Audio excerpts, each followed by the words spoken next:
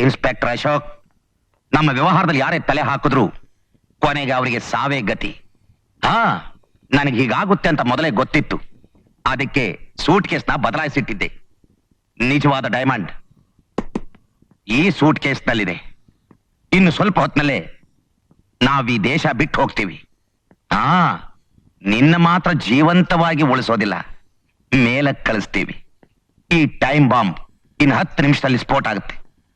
ಅಷ್ಟರಲ್ಲಿ ನಿನಗೆ ತಾಕತ್ತಿದ್ರೆ ನಮ್ಮನ್ನ ಹಿಡಿ, ಇಲ್ದಿದ್ರೆ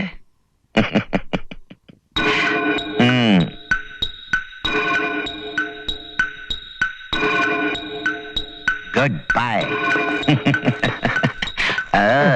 ಜೇಮ್ಸ್ ಬಾಂಡ್. ನಾನು ಗೊತ್ತಿರ ಕಡೆಯೋ.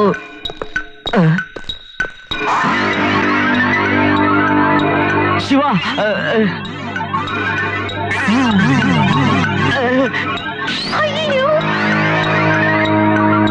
ಬಾಂಬ್ ಓಡ್ತಾ ಐತೆ.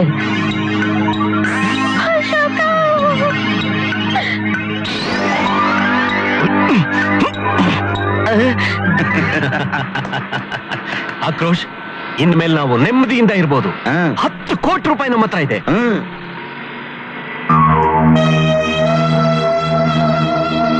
ಏನಿದೆ ಆಕ್ರೋಶ್, ದುಡ್ಡು ತೆಗೆದಿರ್ತಾ ಇದೀಯಾ? ಯಾರಿಗಾದ್ರೂ ಲಂಚ ಕೊಡ್ಬೇಕಿತ್ತ? ಸಮಯ ಬಂದಾಗ ಕೊಡಕ್ ಬೇಕಲ್ಲ.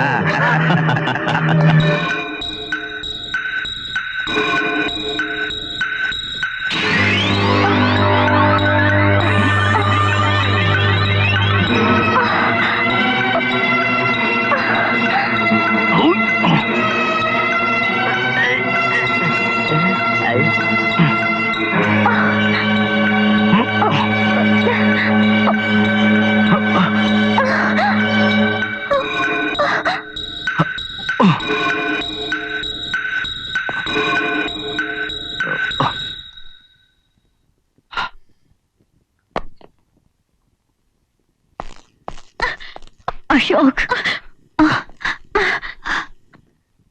ಲಕ್ಷ್ಮಿ, ನೀನು ಅಮ್ಮನ ಗ್ರೌಂಡ್ ಮನೆಗೆ ಹೋಗು. ನೀನು? ನಾನು ಆಮೇಲೆ ಬರ್ತೀನಿ.